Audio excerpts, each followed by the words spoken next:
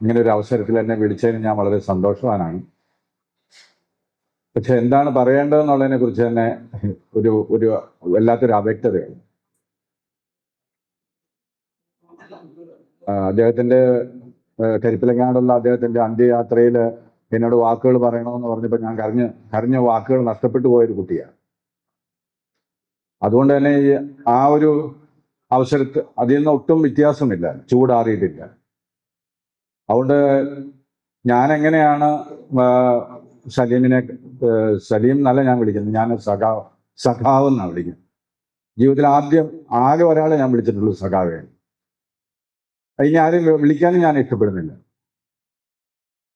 1986 തുടങ്ങിയ ഒരു സൗഹൃദം ഒരു ഒരു സായാഹ്നത്തിലെത്തിയത് ആ വീട്ടിൽ വർത്തമാനം പറയാൻ വേണ്ടി പിറ്റേന്നായി അവിടുന്ന് തിരിച്ചു പോകുന്നത്.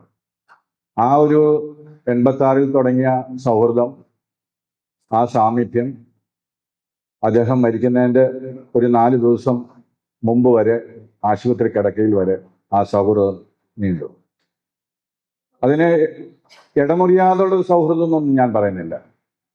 ചിലപ്പോൾ ദീർഘമായ മൗനങ്ങളുടെ കാലമുണ്ടായിരുന്നു, സംസാരിക്കാതിരുന്ന കാലങ്ങളുണ്ടായിരുന്നു. അപ്പോൾ ഞങ്ങൾ തമ്മിലുള്ള ഭൂമിശാസ്ത്രപരമായ 2 അതിരുകൾക്കകത്ത് നിൽക്കുന്നതിൻ്റെ വിഷമങ്ങളുണ്ടായിരുന്നു. എന്നാലും സമീപകാലത്തായിട്ട്, ഏകദേശം എനിക്ക് തോന്നുന്നു കഴിഞ്ഞ ഒരു 2 വർഷമായിട്ട് കൂടെ വർത്തമാനം പറയുന്ന, പ്രത്യേകിച്ച് രാത്രിയിലൊക്കെ ഏത് സമയത്തും ഫോൺ വരുന്ന ഒരു സമയമായിരുന്നു അതെല്ലാം. ഞാൻ പറയാൻ ശ്രമിക്കുന്ന ഒരു കാര്യം, സലീംകുമാറിനെ സംബന്ധിച്ചിടത്തോളം, സലീംകുമാർ ഇപ്പം CG മാഷ് പറയുന്ന പോലെ സലീംകുമാർ ഗുരുവാണെന്നോ, ഇല്ലെങ്കിൽ സണ്ണി കവിക്കാട് പറയുന്ന പോലെ അദ്ദേഹത്തിൻ്റെ ഒരു ജീവിതം പാഠപുസ്തകമാണെന്നോ, അങ്ങനെയൊന്നും എനിക്ക് പറയാൻ അറിയില്ല. ഞാൻ പലപ്പോഴും എന്നോട് തന്നെ ചോദിച്ചിട്ടുണ്ട്, സലീംകുമാർ എനിക്ക് ആരാണ്? അദ്ദേഹം എനിക്ക് ജ്യേഷ്ഠനാണോ, ഇല്ലെങ്കിൽ അതുപോലെ തന്നെ ഗുരുനാഥനാണോ, ഇല്ലെങ്കിൽ മറ്റു പലതുമാണോ എന്നൊക്കെ ചോദിച്ചു കഴിഞ്ഞാൽ എനിക്കങ്ങനെ വ്യവച്ഛേദിച്ചറിയാൻ കഴിയാത്ത തരത്തിലുള്ള ബന്ധങ്ങൾക്കകത്താണ് ഞാനും സലീംകുമാർ. അതിൽ പ്രധാനമായ ഒരു സംഗതി, ജനിതകപരമായി ഞാനും സലീംകുമാറും ഒരേ കമ്മ്യൂണിറ്റി എന്നാണ് വരുന്നത്. അദ്ദേഹം ഊരാളി കമ്മ്യൂണിറ്റിയിൽ നിന്നും ഞാൻ മലയര വിഭാഗത്തിൽ. അപ്പം അതായിരുന്നു ഞങ്ങളെ തമ്മിൽ ഏറ്റവും കൂടുതൽ ബന്ധിപ്പിച്ച ഏക കണ്ണി. അതല്ലാതെ അദ്ദേഹത്തിൻ്റെ ദർശനപരമായ കാര്യങ്ങളോ അതിൻ്റെ ഔന്നത്യങ്ങളോ അതിൻ്റെ ഗിരിശൃംഗങ്ങളോ ഒന്നും ആയിരുന്നില്ല എന്ന് ഞാൻ വിചാരിക്കുന്നു. കാരണം അദ്ദേഹത്തിൻ്റെ ദർശനപരമായ ഋതുപരിണാമങ്ങൾ ഒട്ടനവധിയുണ്ട്. അത് ശ്രീ സണ്ണി കവിക്കാട് പറയാൻ ശ്രമിക്കുന്ന ഒരു കാര്യമുണ്ട്. മാഷ് പറഞ്ഞ പോലെ സോഷ്യലിസ്റ്റ് പാതയിൽ എഴുതി തുടങ്ങുന്ന തൊട്ട് ഇങ്ങേ അറ്റത്ത് അഴിമുഖത്ത് എഴുതിയ, അതാണ് അവസാനമായി അദ്ദേഹം എഴുതുന്നതാണ് ഞാൻ ഓർക്കുന്നത്. അഴിമുഖത്തിൽ എഴുതുമ്പോൾ ഇന്ന് വരെയുള്ള സലീംകുമാർ എന്ന് പറയുന്ന ഒരു ആദിവാസി എഴുത്തുകാരൻ, അദ്ദേഹത്തിൽ വന്നിട്ടുള്ള മാറ്റങ്ങൾ വളരെ വിസ്മയകരമായിട്ട് എനിക്ക് തോന്നുന്നു. അതുപോലെ തന്നെ എനിക്ക് തോന്നിയിട്ടുള്ളത്, ഇന്നും നമ്മൾ കരിപ്പിലങ്ങാട് നമുക്ക് എത്തിച്ചേരാൻ പറ്റിയൊരു ഇടമല്ല, യാതൊരു സംശയം വേണ്ട. അദ്ദേഹത്തിൻ്റെ അവസാന യാത്രയിൽ എത്തിച്ചേരാൻ ആൾക്കാർക്ക് കഴിയാതെ പോയ എത്രയോ മനുഷ്യരുണ്ടെന്നറിയാം. കരിപ്പിലങ്ങാടിൻ്റെ മുകളിൽ വന്ന് നിന്നിട്ട് താഴോട്ട് ഇറങ്ങാൻ പറ്റാതെ തിരിച്ചു പോയ ഒട്ടനവധി സുഹൃത്തുക്കളെ എനിക്കറിയാം. കാരണം പ്രായാധിക്യം കൊണ്ട്, ഇല്ലേ കാലിൻ്റെ മുട്ട് വയ്യാത്തത് കൊണ്ട്. അങ്ങനെ അത്ര ദൃഢമായ പേശികളുള്ളവർക്ക് മാത്രമേ സലീംകുമാറിൻ്റെ വീട്ടിലെത്താൻ പറ്റുള്ളൂ എന്നുള്ളൊരു പ്രശ്നമുണ്ട്. അത് ഹൈറേഞ്ചുകാർക്ക് അതൊരു വലിയൊരു പ്രശ്നമല്ലെങ്കിൽ പോലും. അപ്പോൾ അടിസ്ഥാനപരമായി ഒരു ഹൈറേഞ്ചുകാരൻ എന്നുള്ള നിലയിൽ തന്നെയാണ് ഞാൻ അദ്ദേഹത്തെ കാണുന്നത്. 2 പ്രധാന സംഗതികളാണ് ഞാൻ കാണുന്നത്. ഒന്ന്, അദ്ദേഹത്തിൻ്റെ സംഭാവനകൾ എന്താണെന്നൊക്കെ ചോദിച്ചു കഴിഞ്ഞാൽ എനിക്ക് അങ്ങനെ പെട്ടെന്ന് പറയാൻ അറിയത്തില്ല. പക്ഷെ ഞാൻ ഒരു കാര്യം പറയാം. ഒന്ന്, വർഗത്തിൽ നിന്നും ജാതിയിലേക്കുള്ള അദ്ദേഹത്തിൻ്റെ ജ്ഞാനസ്നാനം വളരെ പ്രധാനപ്പെട്ട എന്ന് പറഞ്ഞു കഴിഞ്ഞാൽ 1969 എറണാകുളം മഹാരാജാസ് കോളേജിലേക്ക് വരികയും എന്ന് പറഞ്ഞാൽ ഒരു ഗ്രാമത്തിൽ നിന്നും, ഇല്ലെങ്കിൽ ഹൈറേഞ്ച് പോലുള്ളതായ ഒരു മലമടക്കിൽ നിന്നും ഒരു തീരപ്രദേശമായ എറണാകുളം പോലുള്ളതായ ഒരു മഹാനഗരത്തിലേക്ക് എത്തിപ്പെടുന്ന ഒരു യുവാവ്, ആ യുവാവിൽ വരുന്ന വൈകാരികമായ ഋതുസംക്രമണം വളരെ വളരെ പ്രധാനപ്പെട്ടാണ്. അത് പോകുന്നത് ഏറ്റവും വളരെ തീവ്ര നിലപാടുകൾ സ്വീകരിച്ചുകൊണ്ടാണ്. ആ ഒരു കാലത്ത് അങ്ങനെ വന്നു പോകുന്നതിനകത്ത് ഒരു വിഷമവും നമ്മൾ ആലോചിക്കേണ്ട കാര്യമില്ല. കാരണം 70കൾ എന്ന് പറയുന്നത് ഏറ്റവും സുന്ദരമായ ഒരു കാലമാണ്. പ്രത്യേകിച്ച് വസന്തത്തിന്റെ ഇടിമുഴക്കത്തിന് വേണ്ടി ആൾക്കാർ കാതോർത്ത് നിൽക്കുന്ന, സാഹിത്യത്തിനകത്ത്, നാടകത്തിനകത്ത്, അതുപോലെ തന്നെ ജീവിതത്തിനകത്ത് ഭയങ്കരമായ വിസ്ഫോടനങ്ങൾ നടക്കുന്ന ഒരു കാലം കൂടിയായിരുന്നു 70കൾ എന്ന് പറയുന്നത്. അപ്പോൾ ഇത്തരം ഒരു മേഖലയിൽ നിന്ന് വരുന്ന ഒരാളെ സംബന്ധിച്ചിടത്തോളം വളരെ കൃത്യമായി അതിനകത്ത് ഇടപെട്ടേ പറ്റൂ. അതാണ് സണ്ണി പറയാൻ ശ്രമിക്കുന്ന ഒരു കാര്യം. തീർച്ചയായിട്ടും അതിനകത്ത് ഇടപെട്ട് പോകും. ഇപ്പൊ ഞാൻ ഒരു തമാശയായിട്ടൊരു കാര്യം പറയാം. അദ്ദേഹം 70ൽ പോകുമ്പോൾ ഞാൻ 7 വർഷം കഴിഞ്ഞാണ് ഞാൻ മഹാരാഷ്ട്രയിൽ വരുന്നത്. 77 പ്രീ ഡിഗ്രിക്ക് ഞാൻ അവിടെ ജോയിൻ ചെയ്യുന്നത്. 78 ഞാൻ വീട്ടിൽ ചെല്ലുന്നു. 1 വർഷം കഴിഞ്ഞ് ഞാൻ വീട്ടിൽ ചെല്ലുന്നു. അപ്പം ഞാൻ അതുവരെ ഉണ്ടായിരുന്ന നമ്മൾ വീട്ടിൽ പാലൊക്കെ വാങ്ങിക്കുമായിരുന്നു. വീട്ടിൽ പാല് വാങ്ങിക്കും, പാല് കുടിക്കും. ഞാൻ 78 വീട്ടിൽ ചെന്നതിന് ശേഷം എന്ന് പറഞ്ഞാൽ സെക്കൻഡ് പ്രീ ഡിഗ്രി കഴിഞ്ഞ് വീട്ടിൽ ചെല്ലുമ്പോൾ കഴിഞ്ഞില്ല, പിന്നെ നിൽക്കുമ്പോൾ അമ്മ എനിക്ക് പാല് കൊണ്ടുവന്ന് തരുമ്പോൾ ഞാൻ അമ്മയോട് പറയുന്ന ഒരു സെന്റൻസ് ഉണ്ട്. ഈ ഇന്ത്യയിൽ എത്ര ശതമാനം ആൾക്കാർക്കാണ് പാല് കുടിക്കാൻ പറ്റുന്നത്? അതുകൊണ്ട് നമ്മളൊന്നും പാല് കുടിക്കുന്നത് ശരിയല്ല എന്ന് പറയുന്ന ഒരാളാണ്. അപ്പൊ ഞാൻ പറഞ്ഞത് നമ്മളുടെയൊക്കെ ഒരു വിപ്ലവ പ്രവർത്തനങ്ങളും ഈ വിപ്ലവത്തെ നമ്മൾ നോക്കിക്കാണുന്നത് എത്രമാത്രം ഒരു കാൽപ്പനികമാണ് എന്ന് പറയാൻ ഞാൻ ശ്രമിക്കുന്നു. അതുകൊണ്ട് അദ്ദേഹം കാൽപ്പനികമായ ഒരു കാര്യം ഏറ്റെടുത്തു എന്നുള്ളതല്ല ഞാൻ പറയുന്നത്. അതുപോലെ തന്നെ അദ്ദേഹത്തിനകത്തുണ്ടായ ഒരു പ്രധാന സംഗതി, ഞാൻ ആത്മകഥയെക്കുറിച്ച് കൂടുതൽ പറയുന്നില്ല, അതെനിക്ക് വളരെ ഇമോഷണൽ ആയി പോകും. അതുകൊണ്ടാണ് ഞാൻ അത് പറയാത്തത്. പക്ഷെ ഞാൻ അതിൻ്റെ അവസാനമായി ഞാൻ കാണുന്നത് അദ്ദേഹം രോഗക്കിടക്കലാണ്. എനിക്ക് ഇപ്പോഴും വിശ്വസിക്കാൻ പറ്റുന്നില്ല. അദ്ദേഹം ഇങ്ങനെ വെച്ചാൽ എഴുതുന്ന ഒരു A4 സൈസ് പേപ്പർ 2ആയിട്ട് മടക്കിയിട്ട് രണ്ട് സൈഡിലും എഴുതും. നമ്മൾ എടുത്തു നോക്കുമ്പോൾ രണ്ട് കോളം പോലെ തോന്നും. അതുപോലെയുള്ള 13 പേജ് ഇനി ഉണ്ടായിരുന്നല്ലോ, 23 പേജാണ് ആ രോഗക്കിടക്കയിൽ വെച്ച് എഴുതി നോക്കണം. എന്നിട്ട് ഞാൻ ചോദിച്ചു, ഇനി എത്ര പേജുണ്ട് എഴുതാൻ എന്ന് ചോദിച്ചു. പുള്ളി പറഞ്ഞു 13 പേജുണ്ട്. എനിക്ക് തോന്നുന്നില്ല അത് കംപ്ലീറ്റ് ചെയ്തിട്ടില്ല എന്ന് എനിക്ക് തോന്നുന്നു. അപ്പൊ അതിന്റെ പേരിലായിരുന്നു ഞങ്ങൾ തമ്മിൽ ഇടയ്ക്കുള്ള ദേഷ്യപ്പെടലൊക്കെ ഉണ്ടായിരുന്നു. ഇടക്കാലം കൊണ്ട് ഞാൻ മിണ്ടത്തുമില്ലായിരുന്നു. അതിന് അദ്ദേഹം പറയുന്ന ഒരു കാര്യം എന്താണെന്ന് ചോദിച്ചാൽ, മറ്റു പലരും അദ്ദേഹത്തോട് എഴുതാൻ ആവശ്യപ്പെടുന്നുണ്ട്, അപ്പോൾ ലേഖനങ്ങൾ കൊടുക്കണം. അതുകൊണ്ട് അദ്ദേഹത്തിന് അത് ബുദ്ധിമുട്ടാണ്. അതുകൊണ്ടാണ് ആത്മകഥ എഴുത്ത് മാറ്റി വെച്ചതാണ്. പക്ഷെ അതുകൊണ്ട് എന്താ സംഭവിക്കുന്നത്? ഞാനിപ്പോഴും സണ്ണിയെ പോലുള്ള ആൾക്കാരോട് പറയുന്ന ഒരു കാര്യമുണ്ട്, ഞാൻ പറയാൻ ആഗ്രഹിക്കാറ്, നിങ്ങൾ ഈ പ്രഭാഷണം നിർത്തണം. ഇനി വേണ്ട, നിങ്ങൾ എഴുതാൻ തുടങ്ങണം. നിങ്ങൾ നിങ്ങളുടെ തന്നെ ആത്മകഥകൾ എഴുതാൻ തുടങ്ങണം. കാരണം എന്ന് പറഞ്ഞു കഴിഞ്ഞാൽ, ഞാനിത് പറയാൻ കാര്യം ഞാൻ അങ്ങനെ കളിയാക്കി പറയുന്നതല്ല. മൈക്കിൾ ജോൺ തിരുമേനിയെ കുറിച്ചൊരു പുസ്തകം എഴുതാനായിട്ട് ശ്രമിച്ച ഒരാളാണ്. പക്ഷെ അദ്ദേഹം ഭയങ്കര പ്രഭാഷകനാണ്. എല്ലാ വർഷവും മല്ലപ്പള്ളി കൺവെൻഷനകത്ത് മുഖ്യ പ്രസംഗകനാണ് അദ്ദേഹം. 15 വർഷം അദ്ദേഹത്തെ കുറിച്ചൊരു പുസ്തകം എഴുതാൻ വേണ്ടി ബേസിക് ആയിട്ടുള്ള മെറ്റീരിയൽ ഇല്ല. പ്രസംഗം എവിടെയെങ്കിലും കോട്ട് ചെയ്ത് വെച്ചിട്ടുണ്ടോ? ഞാൻ പറയുന്നത് അതുകൊണ്ട് പ്രസംഗിക്കുന്നല്ല ഞാൻ പറയുന്നത്. പക്ഷെ അതിനേക്കാൾ കൂടുതൽ എഴുത്തുകളിലേക്ക്, നിങ്ങളുടെ ജീവിതാനുഭവങ്ങളിലേക്ക് പറയാനുള്ള ശ്രമം നടത്തിയിട്ടുണ്ട്. ഇത് നമ്മൾ എടുത്തു നോക്കുക, കേരളത്തിലെ ആത്മകഥകളിൽ എത്ര ദളിതരുടെയും എത്ര ആദിവാസികളുടെയും ആത്മകഥകളുണ്ട്. അവർക്ക് ആർക്കും ജീവിതമില്ലാത്തതുകൊണ്ടാണ്.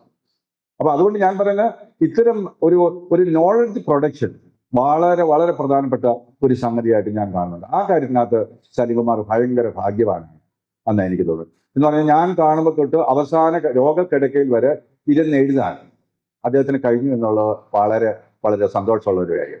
മറ്റൊന്ന്, അത് സണ്ണി പറയാൻ ശ്രമിച്ചൊരു കാര്യം, നിർഭയത്വമാണ് അദ്ദേഹത്തിന്റെ വളരെ പ്രധാനപ്പെട്ട ഒരു ക്വാളിറ്റി. അത് സണ്ണിയോടാണെങ്കിലും കലഹിക്കും, KK കൊച്ചേട്ടനോടും കലഹിക്കും, ബാബുരാജിനോടും കലഹിക്കും.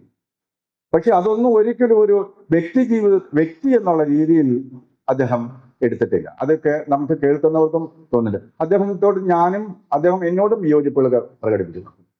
അപ്പം അതിനകത്ത് എനിക്ക് തോന്നുന്നത് അദ്ദേഹം വളരെ കൃത്യമായ ഒരു തിയോളജിക്കൽ സ്റ്റാൻഡ് അതിനകത്തുണ്ടെന്ന് വിചാരിക്കുന്ന ഒരു ആളാണ് ഞാൻ. എന്ന് പറഞ്ഞാൽ പാപിയെ സ്നേഹിക്കുകയും പാപത്തെ ദ്വേഷിക്കുകയും ചെയ്യുക എന്ന് പറയുന്ന ഒരു ക്രിസ്ത്യൻ ആറ്റിറ്റ്യൂഡ് ഉണ്ടല്ലോ, അത് വളരെ കൃത്യമായി പാലിച്ച ഒരാളാണ് സലിംകുമാർ എന്ന് എനിക്ക് തോന്നുന്നത്. മറ്റൊന്ന് എനിക്ക് അദ്ദേഹത്തോട് തോന്നിയിട്ടുള്ള ഒരു കാര്യം, അദ്ദേഹത്തിന്റെ കുടുംബ ജീവിതത്തിനകത്തുള്ള ജനാധിപത്യ സംവിധാനം. എന്ന് പറഞ്ഞാൽ ഭാര്യ ഉണ്ടെങ്കിൽ മാത്രമേ അടുക്കള കയറുള്ളൂ എന്നൊന്നും ഒരു പ്രശ്നമില്ല. അത് അവിടെ പോയവർക്ക് അത് വളരെ കൃത്യമായിട്ട് അറിയാം. അദ്ദേഹം തന്നെ രാവിലെ എഴുന്നേൽക്കുന്നു, ചായ ഇടുന്നു, ബാക്കിയിടുന്നു, ഭക്ഷണം കഴിപ്പിക്കുന്നു, അതെല്ലാം ഉണ്ടാക്കി തരും. അതുപോലെ തന്നെ പെൺകുട്ടികളോട്, സ്ത്രീകളോടുള്ള അദ്ദേഹത്തിന്റെ ഭാഷാപരമായിട്ടുള്ള ഒരു ശ്രൈണത വളരെ എന്നെ കടന്ന് ആകർഷിച്ചിട്ടുള്ള ഒരു സംഗതിയാണ്. എനിക്ക് തോന്നിയിട്ടുള്ള പല ദളിത് നേതാക്കന്മാർക്കും ഇല്ലാതെ പോയ ഒരു കാര്യമാണ്. ഞാൻ ആരെയും കുറ്റപ്പെടുത്താൻ വേണ്ടി പറയുന്നല്ല, പക്ഷെ അത് ജീവിതത്തിലുടനീളം അദ്ദേഹം മകളോടാണെങ്കിലും മറ്റുള്ളവരോടും എല്ലാം അദ്ദേഹത്തിന്റെ ഒരു ദാർശനികപരമായിട്ട് വളരെ ശ്രയണാഭിമുഖ്യം ഉണ്ടായിരുന്നു എന്ന് എനിക്ക് തോന്നുന്നുണ്ട്. അത് എൻ്റെ ജീവിതത്തിനകത്ത് ഭയങ്കര സ്വാധീനം ചെലുത്തിയിട്ടുള്ള ഒരു കാര്യമാണ്. പിന്നെ അദ്ദേഹത്തിന്റെ ഒരു രോഗം വന്നില്ലായിരുന്നെങ്കിൽ, പ്രത്യേകിച്ച് മാതൃഭൂമിയിൽ എഴുതിയിരുന്ന നെഗ്രിറ്റ്യൂഡായിരുന്നു അദ്ദേഹത്തെ. അല്ലെങ്കിൽ നമുക്ക് കുറച്ച് പേർക്ക് ആക്ടിവിസ്റ്റുകൾക്ക് സലിംകുമാറിനെ അറിയാം, അല്ലെങ്കിൽ ML പ്രസ്ഥാനങ്ങളിൽ നിൽക്കുന്നവർക്ക് അറിയാമെന്നുള്ളതല്ലാതെ ഈ സലിംകുമാർ എന്ന് പറയുന്ന ഒരു വ്യക്തി കുറെ കൂടെ വായിക്കപ്പെടുന്നത് മാതൃഭൂമി ആഴ്ചപ്പതിപ്പിനകത്ത് നെഗ്രിറ്റ്യൂഡ് എന്ന് പറയുന്ന പങ്ക്തി എഴുതുന്നതിലൂടെയാണ്. പക്ഷെ അധികം നാള് അത് കൊണ്ടുപോകാൻ പറ്റിയില്ല അദ്ദേഹത്തിന്റെ. അപ്പോഴേക്കും അദ്ദേഹത്തിന് ക്യാൻസർ വന്നു. മറ്റൊരു സംഗതി എനിക്ക് വളരെ അത്ഭുതം തോന്നിയിട്ടുള്ളത് എന്ന് പറഞ്ഞാൽ, അദ്ദേഹത്തിന്റെ ഒരു സുന്ദരമായ ഒരു മുഖമുണ്ട്. പഴയ ഫോട്ടോ എടുത്താൽ അറിയാം.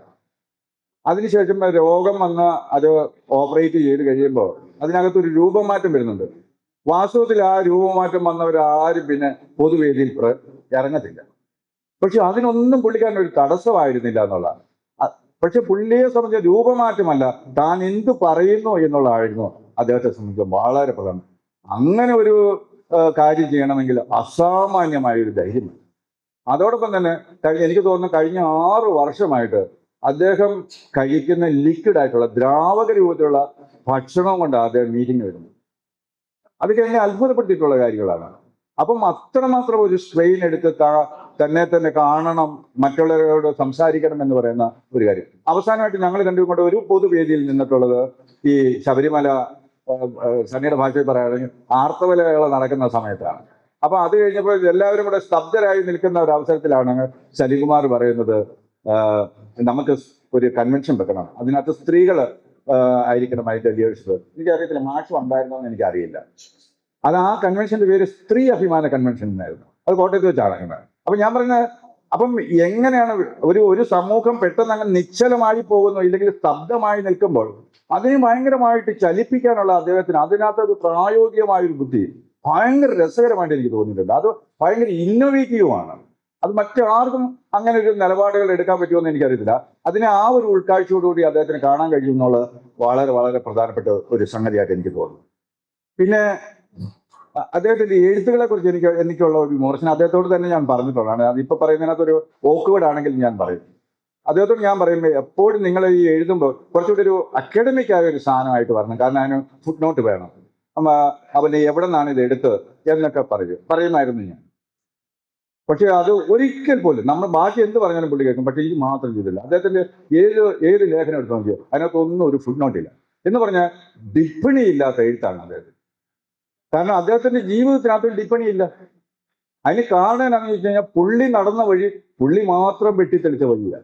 അതിനകത്ത് മറ്റാരുടെയും ഫുട് നോട്ടുകൾ ആവശ്യമില്ല, ഫുട് പ്രിന്റുകൾക്കും ആവശ്യമില്ല. എനിക്ക് തോന്നുന്ന അങ്ങനെയുള്ളൊരു മനുഷ്യൻ, പ്രത്യേകിച്ച് ഞാൻ പറയും ഹൈറേഞ്ച് പോലുള്ളതായ ഒരു സ്ഥലത്ത് യാതൊരു സൗകര്യങ്ങളും ഇന്ന് പോലും ഇല്ലാത്ത ഒരിടത്ത് നിന്നാണ് ഞാനും സലിംകുമാറിനെ പോലെ ആൾക്കാർ വരുന്നത്. അവർ ഈ മഹാനഗരത്തിൽ വന്ന ഈ ദർശനത്തിന്റെയും ഈ സാഹിത്യത്തിന്റെയും മറ്റു പല മായാ കാഴ്ചകളിൽ വന്ന് കുടുങ്ങിപ്പോകും. എന്നിട്ട് സലിംകുമാർ പക്ഷെ അതിനെ തിരിച്ചറിയുന്നുണ്ട്. ഒരു 10 വർഷക്കാലത്തെ തീവ്ര ഇടതുപക്ഷ നിലപാടുകളിൽ നിന്നും മാറി തിരിച്ചു വരുന്ന എവിടെയാണ്? തൻ്റെ തന്നെ സ്വത്വം, ആ വാക്ക് വലിയ അപകടകരമായ ഒരു വാക്കാണെങ്കിൽ പോലും അദ്ദേഹം തിരിച്ചു വരുന്ന ആ ഇടങ്ങളിൽ സ്വന്തം ജനങ്ങൾക്കിടയിലാണ്. പക്ഷെ അദ്ദേഹം തിരിച്ചറിഞ്ഞ മറ്റൊരു കാര്യമുണ്ട്. അത് പുഷ്പമ്മ പറയാൻ ശ്രമിക്കുന്ന ഒരു സാധനം. അദ്ദേഹം ഇടുക്കിക്കാരനെ സംബന്ധിച്ചിടത്തോളം പുള്ളിക്കാരൻ ആദിവാസിയല്ല, ദളിതൻ. വാസ്തവം പറഞ്ഞ് കൊച്ചേട്ടന്റെ പുസ്തകത്തിന്റെ ആത്മകഥ ഇദ്ദേഹത്തിന്റെ ആത്മകഥയ്ക്ക് കൊടുക്കേണ്ട, ഞാൻ ദളിതൻ എന്ന് പറയുന്നത് ഇദ്ദേഹത്തിന് കൊടുക്കേണ്ട. ഒരിക്കലും സലിംകുമാറിന് ഞങ്ങളുടെ ഒരു കമ്മ്യൂണിറ്റിയുടെ ഭാഗമായിട്ട് കാണുന്നില്ല. അദ്ദേഹം ദളിതർക്ക് വേണ്ടിയുള്ള ഒരാളാണ്. അതേസമയം കൊച്ചേട്ടനെയാണ് ഞങ്ങൾ ആദിവാസി എഴുത്തുകാരനായിട്ട് കാണുന്നത്. പക്ഷേ സലിംകുമാറിനെ എടുക്കത്തില്ല. അത് സ്വന്തം ആളായതുകൊണ്ടാണോ ഇല്ലയോ എന്ന് എനിക്കറിയില്ല. പക്ഷെ അതിനെ അങ്ങനെ അഡ്രസ് ചെയ്യുന്നില്ല ഞങ്ങൾ ആരും. അപ്പൊ അതുകൊണ്ട് തന്നെ പക്ഷെ പുള്ളി തിരിച്ചു വരികയാണ്. തിരിച്ചു വന്ന ആ കമ്മ്യൂണിറ്റി അധസ്ഥിത നവോത്ഥാന മുന്നണി അധസ്ഥിത നവോത്ഥാന മുന്നണി ബുള്ളറ്റിൻ നടക്കുന്നു, അതുപോലെ ആ സംഘടന ഉണ്ടാക്കുന്നു. അതുപോലെ തന്നെ സണ്ണി വിട്ടുപോയൊരു സാധനം ആദിവാസി ഏകോപന സമിതി എന്ന് പറഞ്ഞൊരു സാധനം ഉണ്ടാക്കുന്നുണ്ട്. അതിനകത്ത് ജാനു ബാക്കിയുള്ളവരൊക്കെ ജാനുവിനെയൊക്കെ ഞാൻ അന്നാണ് കാണുന്നത്. വീരാന്തൻ അന്ന ചിത്രത്തിനകത്തില്ല. പക്ഷെ അതിനകത്തൊരു വിയോജിപ്പുകൾ വന്ന, പക്ഷേ അതിനകത്ത് സാമ്പത്തികമായിട്ട് ബുദ്ധിമുട്ടുകളെല്ലാം വന്ന് അങ്ങനെ നിന്നുപോയതാണ്. അപ്പൊ ഞാൻ പറഞ്ഞ അങ്ങനെയൊക്കെ ഒട്ടനവധി സംഘടനകളിൽ ആ പുതിയ പുതിയ ആശയങ്ങൾ വന്ന് കൊണ്ടുവന്നിട്ടുണ്ട്. എനിക്ക് തോന്നുന്ന കേരളത്തിൽ സലിംകുമാറിന്റെ ഒരു വലിയൊരു സംഭാവന അദ്ദേഹം വർഗത്തിൽ നിന്നും ജാതി എന്ന് പറയുന്ന വളരെ കൃത്യമായൊരു സംഗതിയാണെന്നും അത് ഏത് രാഷ്ട്രീയ പ്രസ്ഥാനങ്ങളും തങ്ങൾ സൃഷ്ടിക്കുന്ന പ്രസ്ഥാനങ്ങൾക്ക് അകത്തും ജാതിയുടെ കോയ്മകൾ വളരെ കാര്യമായി ഊഢമൂലമായി ഉണ്ട് എന്ന് അദ്ദേഹം വിശ്വസിച്ചു എന്നുള്ളതാണ്. അതിനു വേണ്ടിയുള്ള ഒരു പ്രവർത്തനം, അതിനെ എതിർക്കുന്ന അതിൻ്റെയൊക്കെ ഒരു ഭാഗമായിട്ട് മാത്രമാണ് ഈ മനുസ്മൃതി കത്തിക്കുന്നതുമായിട്ട് ബന്ധപ്പെട്ട് നിൽക്കേണ്ടത്. പക്ഷേ അദ്ദേഹത്തിന്റെ അവസാനമൊന്നും നമുക്ക് പറയാൻ പറ്റത്തില്ല. ഒരു 2000 ഒക്കെ ആകുമ്പോൾ അദ്ദേഹം പറയുന്ന ഒരു സംഗതി എന്ന് പറയുന്നത് ആദിവാസി ദളിത് എന്ന് പറയുന്ന രണ്ടും ഒരുമിച്ച് വരണം എന്ന് പറയുന്ന ഒരു സമവായത്തിനകത്ത്, സമവായം എന്നുള്ള വാക്ക് ഞാൻ ഉപയോഗിക്കുന്നില്ല, ഇത് രണ്ടായിട്ട് ആദിവാസികളും ദളിതരും രണ്ട് കൾച്ചറൽ എൻറ്റിറ്റി ഉള്ളവരാണെന്നും അതിനെ സമന്വയിപ്പിക്കുക അത് പ്രായോഗികമല്ലെന്നും അത് രണ്ടായിട്ട് തന്നെ നിലനിന്നുകൊണ്ട് ഒരുമിച്ച് പോകേണ്ടതുണ്ട് എന്ന് പറയുന്ന ഒരു ചിന്തയാണ് പിൽക്കാലത്ത് അദ്ദേഹം ജീവിതത്തിലെ അവസാന കാലഘട്ടം വരെ അങ്ങനെയായിരുന്നു അദ്ദേഹം വിചാരിച്ചതെന്നാണ് ഞാൻ വിചാരിക്കുന്നത്. ആദിവാസി ദളിത് ഏകോപന സമിതി ആ രണ്ട് വിഭാഗങ്ങളും ഒരുമിച്ച് വരേണ്ടതിന്റെ ആവശ്യകതയെ കുറിച്ച് അദ്ദേഹം വളരെ കാര്യമായിട്ട് സംസാരിക്കുന്നു. അദ്ദേഹത്തിന്റെ ഏറ്റവും വലിയൊരു ദുഃഖം നമ്മുടെ സുമാർ അഴീക്കോട് ശ്രീനാരായണ ഗുരുവിനെ കുറിച്ച് പറഞ്ഞ പോലെ, അത് ഗുരുവിന്റെ ദുഃഖം എന്ന് പറയുന്ന പോലെ സലിംകുമാറിന്റെ ഒരു ദുഃഖം മാത്രമേ ഉണ്ടായിരുന്നുള്ളൂ. ആദിവാസി മേഖലയിൽ നിന്ന് ഒരു എഴുത്തുകാരും ഉണ്ടാകുന്നില്ല എന്നുള്ളതിനെ കുറിച്ച്. താൻ വെട്ടിയ വഴികളിലൂടെ ഒരു മനുഷ്യൻ പോലും വരുന്നില്ലല്ലോ എന്ന് അദ്ദേഹം സങ്കടപ്പെടുമായിരുന്നു. അതൊന്നും നമുക്ക് അതിനൊന്നും മറുപടി പറയാനില്ല. എനിക്ക് തോന്നുന്നു അങ്ങനെ ആശങ്കപ്പെടേണ്ട കാര്യമില്ലെന്ന് ഞാൻ വിചാരിക്കുന്നു. കാരണം ഇപ്പൊ തന്നെ യൂണിവേഴ്സിറ്റികളിലും മറ്റ് മേഖലകളിലൊക്കെ പുതിയ യുവത്വങ്ങൾ വരുന്നുണ്ട്. പക്ഷെ ചിലപ്പോൾ നമ്മൾ കാണാതെ പോകുന്നതായിരിക്കാം. പിന്നെ ഞാൻ വിചാരിക്കുന്നു ഇതൊന്നും നഷ്ടപ്പെട്ടു പോകുന്ന വഴികളല്ല സലിംകുമാറിനെ പോലെ ഒരാൾ വെട്ടിയത്. അതിനകത്ത് ഇന്നല്ലെങ്കിൽ നാളെ ആൾക്കാർക്ക് നടന്നേ പറ്റൂ. അത് ആദിവാസികൾ മാത്രം നടക്കുന്ന വഴിയല്ല സലിംകുമാർ വെട്ടിയത്. കേരളത്തിലെ മുഴുവൻ മനുഷ്യർക്കും ആ വഴിയിലൂടെ ഇന്നല്ലെങ്കിൽ നാളെ നടക്കുകയുള്ളൂ. സലിംകുമാറിനെ പോലൊരു സഖാവ് സലിംകുമാറിനെ പോലൊരാളുടെ കാലത്ത് ജീവിക്കാൻ എന്നെ പോലൊരാൾക്ക് കഴിഞ്ഞു എന്നുള്ളതാണ് എൻ്റെ ഏറ്റവും വലിയ ഭാഗ്യങ്ങളിലൊന്ന്. അത് ഇനി ഞാൻ കൂടുതലൊന്നും പറയുന്നില്ല. അത് എൻ്റെ ജീവിത അന്ത്യം വരെ എന്ന് പറയുന്നത് അത്ര ശരിയല്ലെങ്കിൽ ഞാൻ ഒറ്റ വാക്കുകൊണ്ട് പറയാം: ഓർമ്മകൾക്ക് മുകളിൽ മറവിയുടെ ശവക്കട്ട് വീഴുന്നത് സഖാവെ ഓർമ്മയിലുണ്ടാകും. നന്ദി.